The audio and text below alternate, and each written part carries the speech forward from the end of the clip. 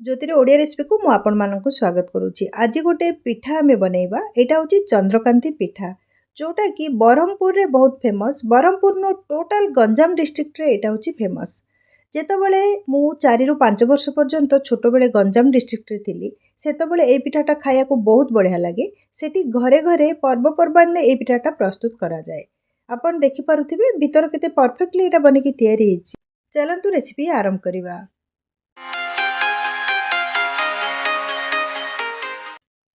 मुझे गोटे कप मुग डाली नहीं जाइए। ये जो पिठा पाई भल क्वालिटीर मुग डाली यूज करवा। भल क्वालिटीर मुग डाली यूज करने द्वारा पिठार कलरटा भी भल आसो और तार बास्नाटा भी भल आसो। बर्तमान ए पानी पुरई दबा। 2 रु 3 थर आपको धोई नवा। आपको 5 रु 6 घंटा पर्यंत बतुरिया को दबा। हांडीटा को घोड़े दबा और 5 रु 6 घंटा पर्यंत आपको बतुरेबा। मुग डाली को बतुरेबार 5-6 घंटा हो सारानी और मुग डालीटा भलरे बतुरी सारानी। बर्तमान आपको पुणी थे चकटिकी धोई नवा आ 2-3 थर पानी देकी धोई नवा, जहाद्वारा कि मुग डालीटा भलरे सफा हो। तापर गोटे ब्लेंडर जार नहीं जावा। यहाँ छोट ब्लेंडर जार जोटा कि नॉर्मली आमे मसला को पेशिबा यूज करता। एथिरे मुग डाली को पानी छाणिकी नहीं जावा। जेते कम पानी एथिरे यूज करिबा सेते भल। आउ मुग डालीटा को खदड़ा करिकी पेशिबा, जमारू चिकन करिकी पेशिबेनी, जेमति कि हाथ रे आको आमे धरिले रुआ रुआ हेकी लागुथिबो। मुग डाली को मु पेसिकी नहीं आसी। आर टेक्सचरटा आप देखिपे यहाँ पूरा चिकन है। खदड़ा करके मुग डालीटा को मु पेसिची। आटा हूँ आर परफेक्ट कंसिस्टेंसी चंद्रकांति पिठा बनवाई। गोटे जगार ब्लेंडर जार काढ़ी आम मुग डाली बैटर को नहीं जावा। आउ गोटे थर भी पेसिकी एथिरे मिसई दबा। आउ एक्स्ट्रा पानी एथिरे जमारू भी ऐड करवानी। एठी मु गोटे कड़े नहीं जाइए। एथिरे गोटे कप पानी नहीं जावा। जेतिकी क्वांटिटीर मुग डाली मु बतुरई थी सेतिकी क्वांटिटीर पानी नहीं जाइए। पानी को गरम हवा को दबा। पानी रे आमे चीनी पकेइबा। आधा कप मु चीनी एठी नेइची। आपण आपनको टेस्ट हिसाब से चीनी मात्रा टिके कम अथवा टिके अधिका करि परिबे। आधा चामच रु टिके कम गुजराती गुंड नहीं जावा। सबु सामग्री को गोटे थर गोले नवा। चंद्रकांति पिठाटा खाइबा पई बहुत बढ़िया लगी थाए, कारण यहाँ मुग डाली प्रस्तुत हुए। मुग डाली जंतनी रे छणा जाए, से फ्लेवरटा भी बहुत बढ़िया आसी थाए। बर्तमान पानीटा फुटिया को लगिलानी, आपण देखि पारुथिबे। आउ गोटे थर आको आमे गोळेई नवा।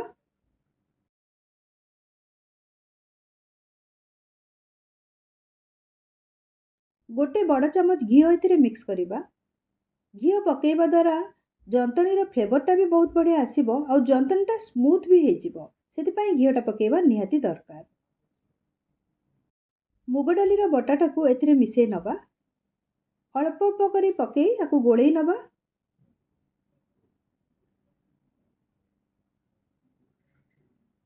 ए टाइम रे फ्लेमटा को जमारू भी हाई करेनि, स्लो रखिकी मुग डालीर बटाटा को पकेइबे आ गोळेई गोळेई एमती नौथिबे।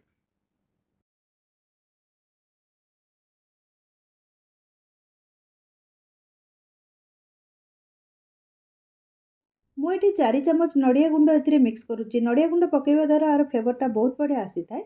मो पाखरे जो नड़िया कोरा नहीं, सज नड़ियार कोरा नहीं, से मु डेसिकेटेड कोकोनट पाउडर अथवा नड़िया गुंड एथिरे यूज कली।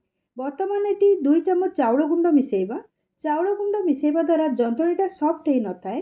जेतेबेले आमे को काटिकी छाणीबा सेतेबेले तार कंसिस्टेंसीटा प्रॉपर हेइताए आ सेटा भलरे छाणी हेइताए। सेतिपई मु एटी 2-3 चामच चाउल गुंड मिसेइ नेछि। सबु सामग्री को गोळेई नवा आउ जंतनीटा मोटा हला पर्यंत आको आमे स्लो फ्लेम रे कुक करिबा।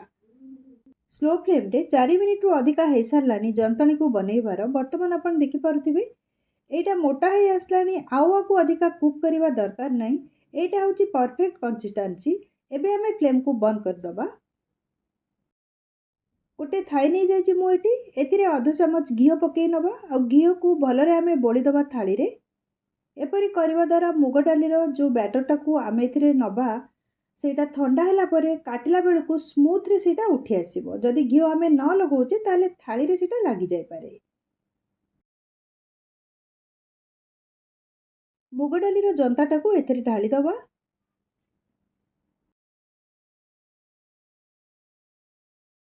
स्पाचुला रे आकु साइज कर नवा।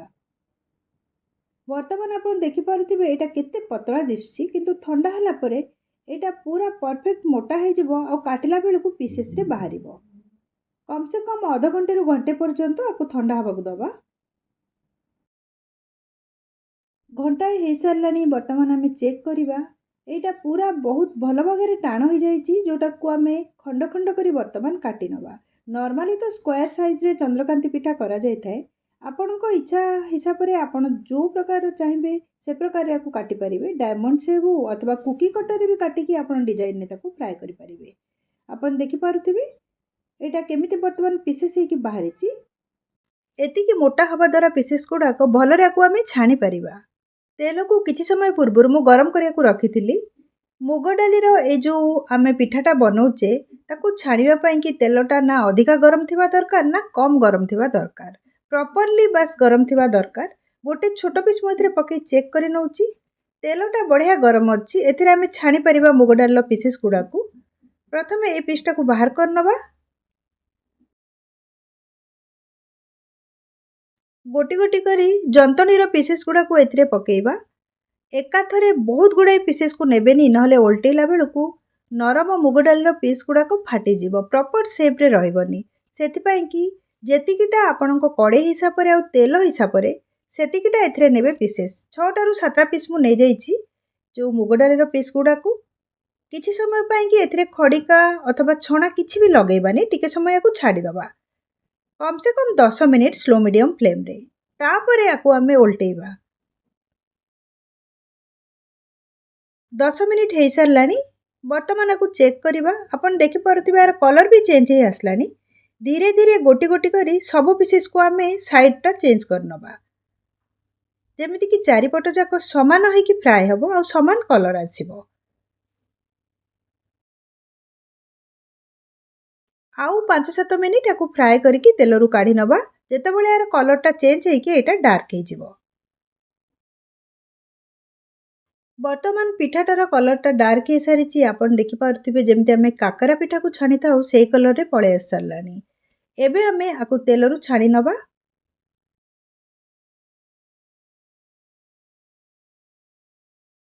जंतरीटा जदि प्रॉपर हेतिबो एहीपरी पीस पीस हेकी भलरे चंद्रकांति पिठाटा तयारी हबो। जदि जंतनी पतला अथवा मोटा हो जाइतिबो ताहले पिठाटा खाइबाकू टेस्टी भी लागिबो नै आ तेल रे एटा ओल्टेला बेलकू फाटी जिवो।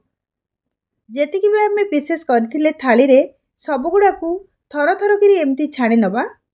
तापर गोटे प्लेट रे नै जिबा। आ प्लेट रे नेला बेले निश्चय टिश्यू पेपर तळे पकेइबे जहा द्वारा कि एथिरे थिबा एक्स्ट्रा ऑयल गुड़ाक टिश्यू पेपर सोक कर नबो।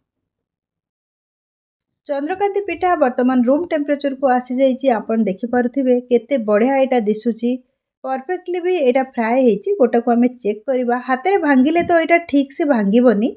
सेति मु आपन को कट करके देखौची। आपण देखि पारुथिबे भीतर केते बढ़िया कलर आ ऊपर भी प्रॉपर्ली फ्राए हेची। ए रेसिपी को आपण भी निश्चय ट्राए करंतु। रेसिपी विषय आपण मन रे जहां भी क्वेश्चन अछि कमेंट सेक्शन में शेयर करंतु। एही प्रकार बहुत नुआ नुआ ओडिया रेसिपी मो चैनल को सब्सक्राइब कर नियंतु और राइट साइड जो बेल आइकन अछि ताको क्लिक करके ऑल नोटिफिकेशन बेल को ऑन करंतु जहा द्वारा कि मु जो भी वीडियो अपलोड करबी ता आपण मानक पाखरे नोटिफिकेशन रूप रे पहुंची जिवो।